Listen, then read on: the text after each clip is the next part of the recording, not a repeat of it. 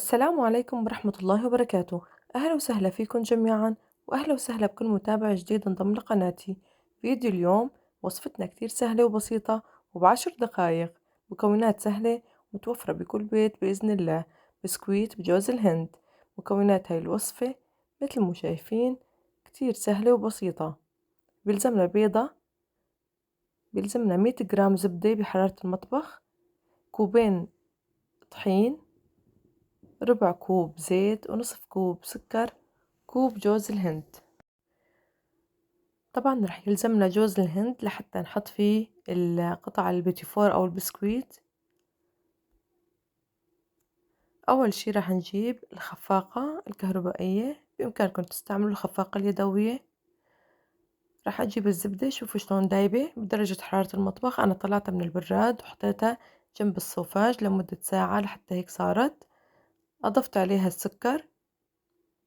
هلا بدنا نخفق كتير منيح لحتى نحاول ندوب السكر قدر الاستطاعة.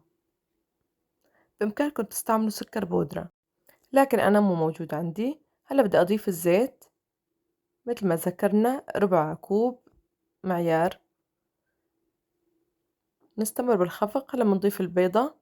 طبعا كمان البيضة لازم نكون مخرجينها من البراد قبل بنص ساعة لحتى تكون بدرجة حرارة المطبخ. يفضل أي نوع حلويات أو معجنات لازم نكون مجهزين المواد قبل ما نبدأ بالعمل.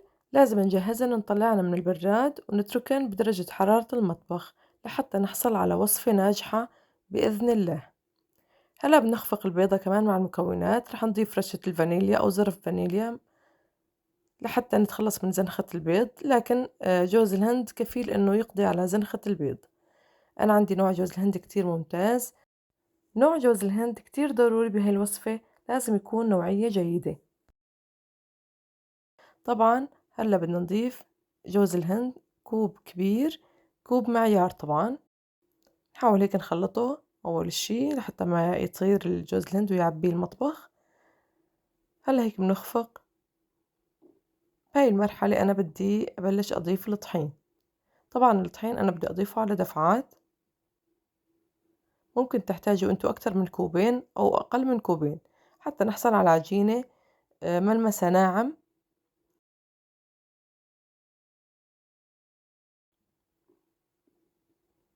نخلط الدفعة الأولى من الطحين بواسطة السباتيولا.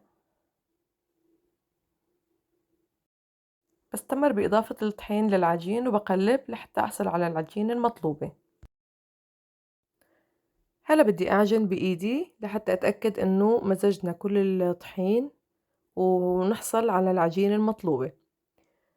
هيك صار معي الشكل النهائي لعجينتنا، عجينة البسكويت، بسكويت جوز الهند.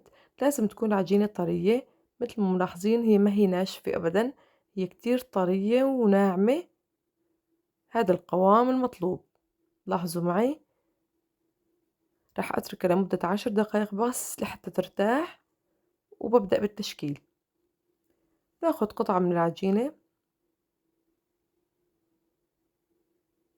نكورها بإيدنا بواسطة أصابعنا مثل ما ملاحظين. رح أضغط عليها هيك، هي الضغط لحتى أحصل على سماكة محددة. أنا ما بدي إياها كتير سميكة وما بدي إياها كتير رقيقة من حتى لا تحترق وحتى ما تكون معجنة من الداخل.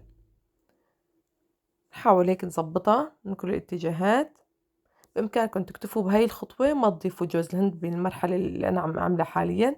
تتجاوزوا هاي الخطوة، تكتفوا بس بالبسكويت من دون هذا الجوز الهند. لكن أنا حبيت إني أعزز نكهة جوز الهند. أنا كتير بعشق الحلويات اللي فيها جوز الهند، كتير طيبة جنب فنجان قهوة أو كاسة شاي.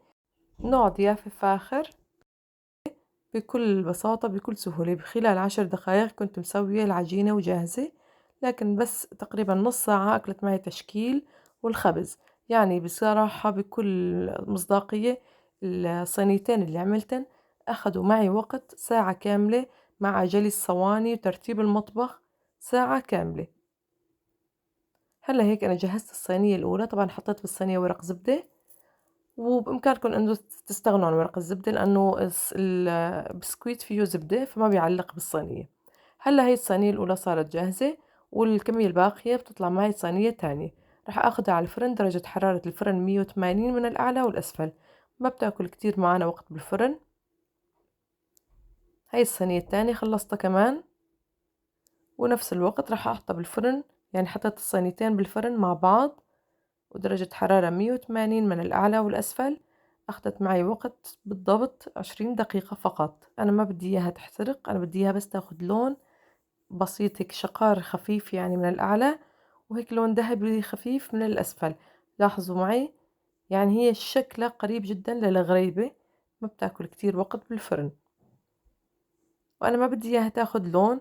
الصينية الأولى صراحة انتبهت عليها ما أخدت لون، أخدت اللون اللي أنا بدي إياه. لكن الصينية التانية طلعت معي شوي لون اللون الذهبي شوي أكتر من هذا اللون، ولكن الحمد لله ظل الوضع تحت السيطرة، ما احترقت معي يعني. وهلا هيك بسكويت الجوز الهند أو بسكويت ال10 دقايق صار معي جاهز.